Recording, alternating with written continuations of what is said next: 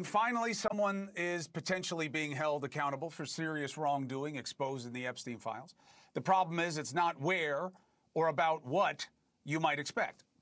The former Prince Andrew, arrested today in England on suspicion of misconduct in public office.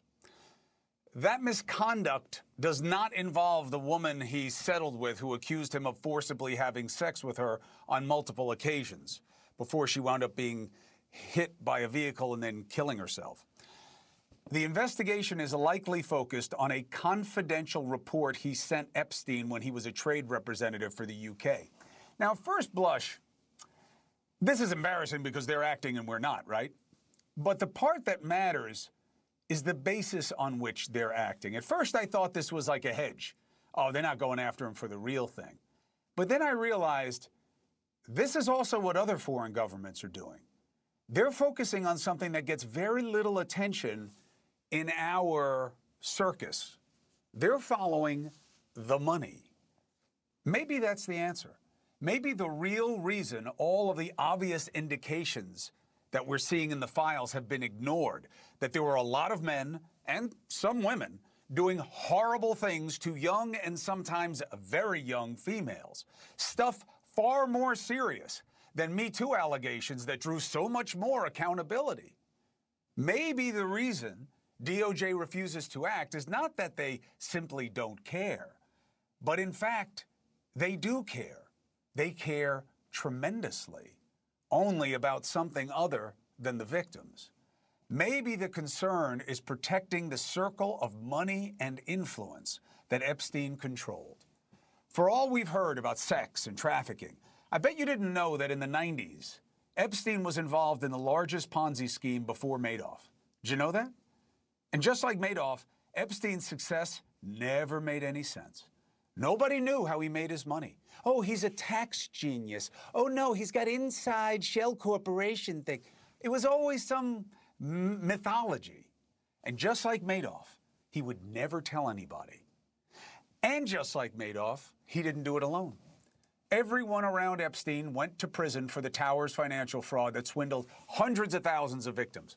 But not him. Why? Was he an informant? Was he a rat with the government? Did he know things about people that got him a deal? And as he continued to swindle and steal, why was he never stopped? He certainly wasn't living small. This matters on two levels. As he stole more, he looped in more and more power players. He also became more brazen with his sex trafficking operations. So, but for the leniency, the blind eye, who knows how many would not have been victimized? His primary patron was Lex Wexner, Leslie Les Wexner, okay? Billionaire, owned Victoria's Secret, Bath and Body Works, Lane Bryant, Abercrombie and Fitch, many others, okay? Super savvy, okay? And that's why his deposition strains credulity. In all my years, I've seen people miss all kinds of obvious perfidy right under their nose.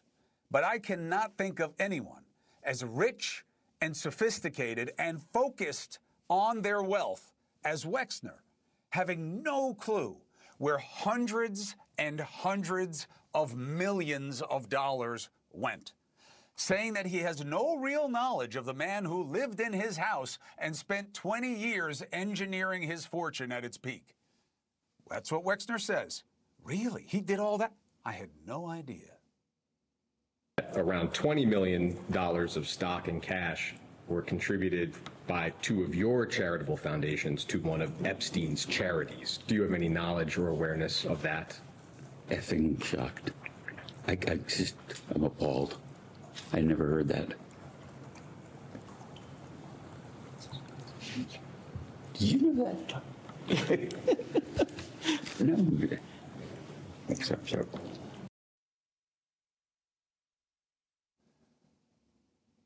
All those lawyers, all the accountants, all those bean counters, all that money moves, all to the same guy. No idea. And why didn't you ever go to the FBI once you did have the blow up with him? Why'd you settle privately? Who does that?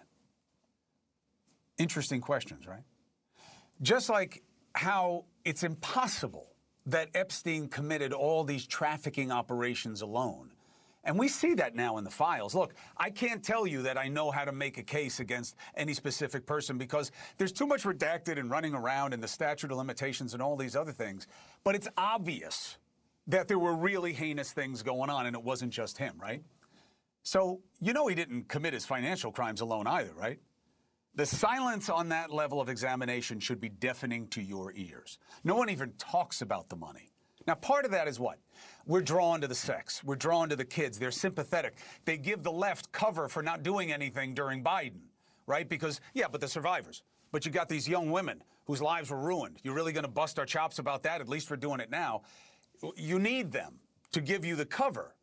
But I think that's all they are. I think that the real pursuit here, look, J.P. Morgan and Deutsche Bank, they paid hundreds of millions of dollars in settlements and fines for turning a blind eye to Epstein's sex trafficking when he was their client. Do you really think they were in business with him about sex trafficking? That's not their business. What else were they helping him with? How do we know they didn't pay those fines to get away with whatever else it was? Why do you think Bannon was hanging out with him? Why do you think he was giving advice to Russians about how to deal with Trump? This isn't just about sex trafficking. And yeah, that should be enough. But we're not even asking the questions. Who in our government, who in power and privilege knew and did nothing? Money and influence is why he got that sweetheart deal back in 2006, 7, 8, after he was caught abusing girls. He got Ken Starr and Dershowitz and their connections and wound up with settlements to get out of any real legal accountability despite nailing him on sex with a minor. Now that takes us to the apparent reason that this administration did a total 180 on Epstein. The president. Why did President Trump campaign on releasing the files? Why install two of the biggest hype men for what was supposedly in there? Did he not know of all the connections and allegations? Now, he keeps saying he was exonerated, which is demonstrably false, okay? But I don't think that the president is simply protecting himself. It has to be something else, and here's why. If he was worried about what's in there about him, why would he have given it attention? Look, I mean, you can say what you want. There's nothing else where he's been so cute by half and clever and misdirection. No. It's all ugly and obvious. Why would he choose to blow himself up? It has to be about protecting something else. And I think we all know what it is. And it's why the Epstein files can't go away. Look, the real battle in this country, you think it's right and left because that's what's pitched to you all the time. That's how everybody's getting paid. It isn't. That's artificial. The battle in this country is about right and wrong through the lens of how our society works for the top versus the bottom. That's why Epstein matters. We're all in the bottom. You're seeing what the top is. If the women were from good families, we wouldn't be here.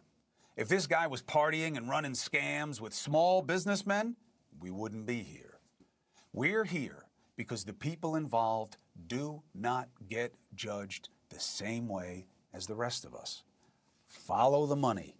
The swamp is real, my brothers and sisters, but it's not just lobbyists.